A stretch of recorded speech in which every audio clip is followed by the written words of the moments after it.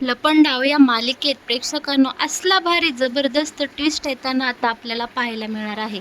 कान्हा आणि आपल्या सखीची जोडी एकदम बेस्ट आहेच, पण ते दोघे जेव्हा एकत्र येतात तेव्हा सरकारसारख्या अनेक फालतू वृत्तीच्या माणसांना कसा धडा शिकवतात हे आता इथून पुढे आपल्याला काही भागांमध्ये पाहायला मिळणार आहे. सकीने दुसरीकडे सरकारची चांगलीच जिरवलेली आपल्याला पाहायला मिळणार आहे. अगदी सरकारला उपाशीच ठेवलेलं असतं. पण सरकार तिच्या पॉवरचा उपयोग करून इकडे परसूला सकी आणि कानाचं टेंडर चोरायला सांगते. पण इकडे आता सरकारचे पत्ते कसे सरकारवर उलटे होतात हे सगळं आपल्याला येणाऱ्या काही भागांमध्ये पाहायला मिळणार आहे. आणि ते टेंडर कसं सकी आणि कानात जिंकतं हे पाहायला तर खूप मज्जा येणार आहे. आणि हो, हे सगळं कसं घडणार आहे हे जर तुम्हाला जाणून घ्यायचं असेल तर आपला हा व्हिडिओ नक्की शेवटपर्यंत पहा. सकी आणि कान्हा छानपैकी बेडरूममध्ये गप्पा मारत बसलेले असतात. आता सकीला असा प्रश्न पडतो की कान्हाच्या वडिलांना नक्की काय झालं? कान्हाचे वडील काय एक्सपायर झाले? म्हणून ती कान्हाला विचारते की कान्हा, नक्की तुझ्या वडिलांना काय झालं होतं रे? आता इथे कान्हाच्या डोळ्यासमोर सगळं येतं की सरकारने कसं त्याच्या वडिलांचा त्याच्यासमोरच खून केलेला असतो. पण इकडे कान्हा सकीला उत्तर द्यायला टाळतो आणि बोलतो की सखी मॅडम, तुम्ही जेव्हा माझा नवरा म्हणून स्वीकार करसाल ना, त्यावेळी मी तुम्हाला सगळं काही सत्य नक्की सांगेल. तोपर्यंत तुम्ही मला काहीही विचारू नका आणि मी सुद्धा तुम्हाला याबद्दल काहीही सांगणार नाहीये.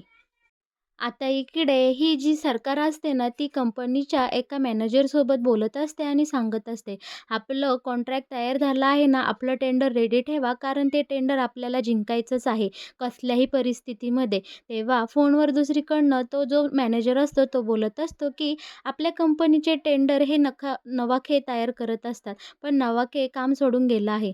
तेव्हा आता इकडे सरकार बोलते, "नवाखे करत होते ना, मग आपली कंपनी काय त्या नवाखेच्या नावावर चालती का? मी सरकार अजून जिवंत आहे. त्यामुळे तुम्ही नवीन टेंडर तयार करायला घ्या. ते टेंडर मी स्वतः सबमिट करणार आहे आणि टेंडर आपणच जिंकणार आहे." इकडे आता सरकार फोन ठेवते आणि इकडे बसते आणि बोलते की बापरे! कालच्या या प्रकारामुळे माझं डोकं खूप जड झालं आहे. अगदी फुटेन असं वाटायला लागलं आहे. खूप डोकं दुखतंय. आणि इकडे ती वेदूला आवाज देत असते. "वेदू, अगं ये वेदू, मला नाश्ता घेऊन ये. काय मी मेल्यावर नाश्ता घेऊन येणार आहे का? मला खूप भूक लागली आहे." तेव्हा आता इकडे सरकारचा आवाज ऐकून आपली सखी आणि कान्हा हॉलमध्ये येतात. आणि आता इकडे सखी सरकारला बोलते, "भूक लागली आहे का? आणि तुम्ही कोणाच्या नावाने ओरडताय? वेदूच्या? तुम्ही विसरला का? वेदू कधीच काम सोडून गेलेली आहे." आता सरकार बोलते, "उफ, म्हणजे तिला खूप भूक लागलेली असते."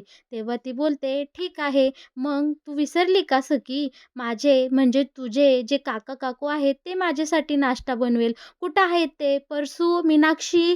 तेव्हा आता इकडे आपली सखी बोलते, की "सरकार, बहुतेक तुम्ही विसरला आहात. परसू काका आणि मीनाक्षी काकी सकाळीच मार्केटला गेले आहेत. तुम्ही त्यांना कामाच्या याद्या ज्या बनवून दिल्या आहेत ना, त्यामुळे ते आता इथं नाही आहे. त्यामुळे आता सध्या तुम्हाला स्वतःचं अन्न बहुतेक स्वतः करून खायला लागेल." तेव्हा सरकार बोलते, "माय फूड, मी आणि माझं जेवण स्वतः बनवेल हे अशक्य आहे." आता ती फोन घेते आणि काहीतरी ऑर्डर करावं आणि पोट भरावं असं सरकार विचार करते आणि इथे कान्हा आणि सखीच्या मोठे नाकावर टिचून तोऱ्यामध्ये फोन हातात घेऊन रूममध्ये जाते. पण नेमकी सरकार जेव्हा रूममध्ये जाते तिला रेंजच तिथं नसते. आता इकडे खाली हॉलमध्ये काका आणि आपली सखी कान्हा हे विचार करत असतात. सरकार तर मोठ्या तोऱ्यामध्ये इथून निघून गेलेले आहे. आता इकडे सखी बोलते, अहो कान्हा, इकडे आपली सरकार जेवढी तोऱ्यात वरती गेली ना, तितक्याच तोरा खाली घेऊन ती आता लवकरच खाली येईल. बघायचंय तुम्हाला?" तेव्हा काकाही इकडे या दोघांना हसू लागत असतो. तेव्हा आता आता काकासमोर कान्हा आणि सखी छानपैकी 10 आकडे मोजत डान्स करू लागतात. 1, 2, 3, 4, 5 असे आकडे म्हणत-म्हणत इकडे कान्हा आणि सखी सुंदर असा रोमॅन्टिक डान्स करत असतात. आणि जेव्हा कान्हा आणि सखी 10 आकड्यापर्यंत पोहोचते आणि छान एकमेकांच्या अशा मिठीत असतात, तेव्हा नेमकी सरकार तोऱ्याने तरातरा माडीवरून खाली येते आणि या दोघांकडे अशी टक लावून पाहत असते. तेव्हा आता इकडे कान्हा आणि सखीसुद्धा सरकारकडे पाहतात आणि बोलतात, "आलात तुम्ही? झाले का ऑर्डर प्लेस? काय झालं हो?" तेव्हा आता इकडे ही सरकार बोलते, "नेमकी रेंज नाहीये, नाहीतर मी ऑर्डरच करणार होते. पण ठीक आहे, आता मी छानपैकी मस्त बाहेर एका चांगल्या 5 स्टार हॉटेलमध्ये जाईल आणि तिथे काहीतरी सुंदर असा टेस्टी नाश्ता मी ऑर्डर करेन आणि मस्त एन्जॉय करेल. त्यामुळे आता माझा प्लॅन कॅन्सल झाला आहे आणि मी बाहेर नाश्त्यासाठी चालले आहे." तेव्हा इकडे आता सखी मोठमोठ्याने हसते आणि बोलते की झालं बघा, बहुतेक नेटला सुद्धा असं वाटतंय की तुम्ही तुमच्या स्वतःच्या हाताने काहीतरी बनवावं आणि खावं. चला मग किचन मोकळाच आहे. पण आता सरकार मोठ्या तोऱ्यातच असते आणि ती म्हणती, "मी मी आणि किचनमध्ये काम करेल माय फूट. असली फालतू कामं मी अजिबात करणार नाही. गावंढळ बायकांसारखं किचनमध्ये राबायचं आणि तिथं काहीतरी हे जेवण बनवायचं. शी यू असली कामं मी करणार नाही." त्या फालतू बायकांना काही काम नसतं म्हणून त्या किचनमध्ये वेळ घालवत असतात. असलं नालायकपणा आणि असं घाणेरडा वेळ घालवायला मला अजिबात वेळ नाही आहे. तेव्हा आता इकडे सखीला खूप राग आलेला असतो. सखी बोलते की तुमच्यासारख्यांना घरच्या जेवणाची चव काय कळणार हो. आणि इथे सरकार आता सरळ सखीच्या तोंडावरून निघून बाहेर जाते. इथे मागून सखी बोलत असते, "ही बाई काय बावळट आहे का? खुशाल आपल्या गृहिणींचा एवढा घाणेरडा अपमान करतेस. गृहिणी म्हणजे हिला वाटलं तरी काय? त्यांची काय बाजू असते हिला कधी कळणार? हिला काय माहिती?" तेव्हा आता इकडे कान्हा बोलतो, "सखी मॅडम तुम्ही टेन्शन घेऊ नका. ही जेवढ्या माजात आणि तोऱ्यात बाहेर गेली आहे ना, तितकाच नाक मुठीत घेऊन पुन्हा घरामध्ये येईल आणि किचनमध्ये स्वयंपाक करेल. हा माझा शब्द आहे." आणि काकाही इकडे फक्त बघत असतो आणि बोलतो, "हे कसं बरं कान्हा?" आता इकडे डायरेक्ट बाहेर पार्किंगमध्ये सरकारची गाडी एकदम पंक्चर झालेली असते. सरकार मोठ्या तोऱ्यामध्ये आता 5 स्टार हॉटेलला जेवायला नाश्ता करायला निघाली असते, पण गाडी उघडून पाहते आणि गाडी चालवायला जाणार तोच तिला तिच्या गाडीचे टायर पंक्चर झालेले दिसतात. सरकारला इकडे खूप मनस्ताप झालेला असतो. ती म्हणती, "यार, हे आत्ताच व्हायचं होतं." आता इथे सखी आणि कान्हा आलेले असतात आणि दोघेजणं सरकारची चांगलीच मजा घेत असतात. बोलत असतात, "अरे यार, गाडी तर पंक्चर झाली. सरकार तुम्ही कशा जाणार हो 5 स्टार हॉटेलला नाश्ता करायला? आता तुम्ही उपाशी राहणार." तेव्हा आता इकडे सरकार या दोघांना बोलते, "तुम्ही ना जरा अतिच करता आहे बरं का.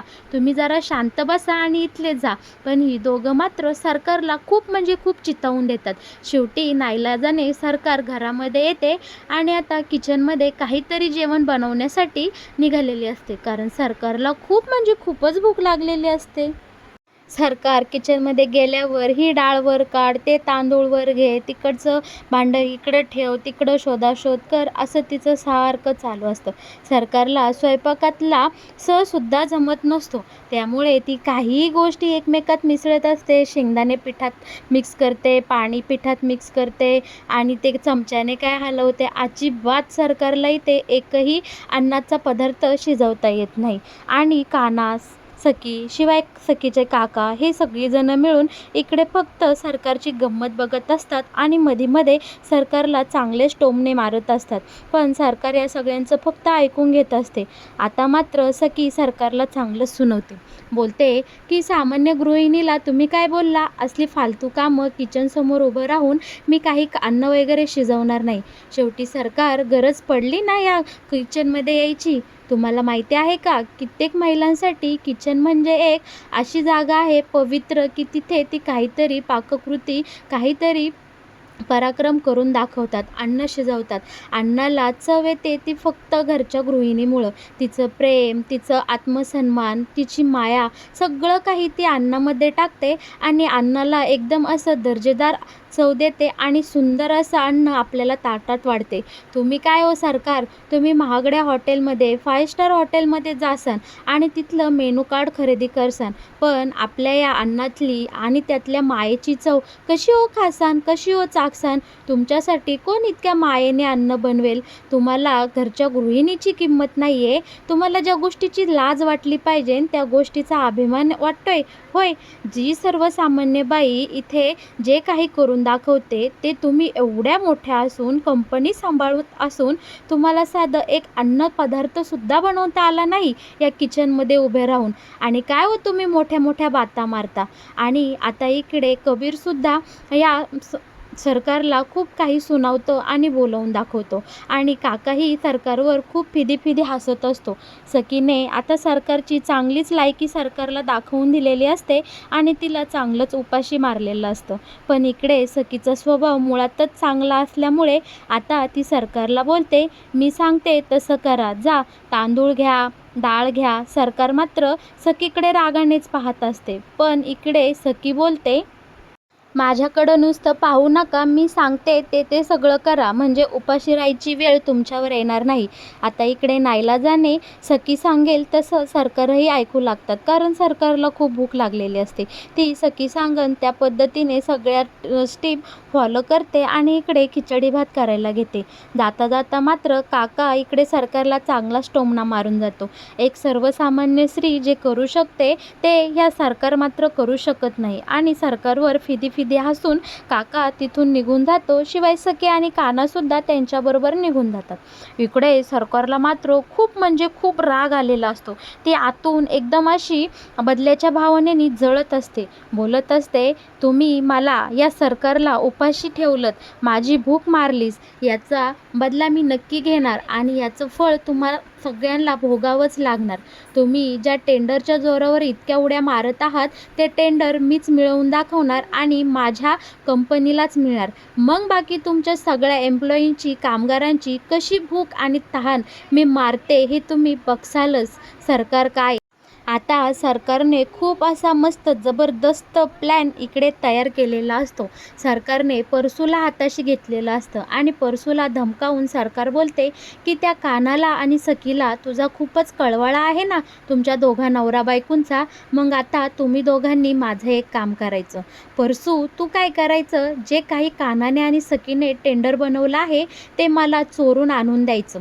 जे काही टेंडर आहे त्याचे फोटोज, त्याच्या सॉफ्ट कॉपी सगळं मला आणून द्यायचं आणि तरच तुला तुझं हे आयुष्य जरा नीट जगता येईल. नाहीतर तुझी माझ्याशी गाठ आहे. मला जर काही दगाफटका करायचा प्रयत्न केलास तर परसू तू तर गेलास रे, कायमचा कामातून गेला. इकडे परसू खूप घाबरलेला असतो, कारण त्याला आपल्या सखी आणि कानाला आता फसवायचं नसतं आणि त्यांचं मनही दुखवायचं नसतं, कारण सरकारने परसूवर खूप अत्याचार केलेले असतात. मीनाक्षीवरही खूप अत्याचार केलेले असतात. पण या सगळ्यामध्ये आपल्या सखीने आणि कानाने मात्र या परसूवर आणि ह्या मीनाक्षीवर एकदम मायेची फुंकर घातलेली असते आणि प्रेमाने त्यांची विचारपूस केलेली असते. आता या दोघांच्या डोळ्यासमोर सगळे काही क्षण असे येऊन जातात की सखी आणि कान्हा किती चांगले आहेत आणि त्यांना दोघांना फसवणं हे खूप वाईट आहे. पण सरकारच्या भीतीपोटी इकडे आता परसू हे वाईट कृत्य करायला तयार होतो. आता साफसफाई करता करता तो सखी आणि कानाच्या रूममध्ये जातो आणि तिथे सगळी चाफाचाफ करू लागतो. तिथे पाहू लागतो की हे जे काही टेंडर बनवलं आहे ते कुठं आहे आणि काय आहे. आता अखेरीस परसूच्या हाती ते कान्हा आणि सखीचे टेंडर लागतं आणि कान्हा आणि सखी ते टेंडर कुठे ठेवलं आहे हे तो शोधून काढतो आणि ते आता त्याच्या हाती लागतं. सरकारने दिलेला शब्द आणि धमकावलेलं सगळं काही परशूच्या डोळ्यासमोर येत असतं, पण त्याचा नाईलाज असतो. अखेरीस नाईलाजाने तो काय करतो, त्या टेंडरचे फोटोज काढून घेतो. पण त्याचं हे सगळं काम करताना खूप हातपाय कापत असतात. त्याच्यासमोर सारखं कान्हा आणि सखीचं तो चेहरा येत असतो, पण तो सरकारच्या भीतीपोटी हे काम करतं. पण नेमका इकडे कान्हा येतो आणि इकडे परसूला रेड हँड पकडतो. आता परसू खूप घाबरलेला असतो. सखीला आणि कान्हाला परसू जे काही घडलं ती सगळी हकीकत सांगतो आणि त्या दोघांचे पाय धरतो आणि म्हणतो, मला माफ करा सखी आणि कान्हा, पण मी काय करू, ही बाई माझ्या जीवावरच उठलेली आहे. तिने मला मीनाक्षीला जिवंत मारण्याची धमकी दिली, म्हणून मी हे वाईट कृत्य करण्यासाठी इथं आलो आहे. मला सरकारने तुमचे जे काही टेंडर उद्या जमा होणार आहे त्याच्या सॉफ्ट कॉपी आणि ते टेंडर चोरून आणायसाठी सांगितलं आहे. मी काय करू, मला माफ करा, पण प्लीज मला तुम्ही हे टेंडर द्या.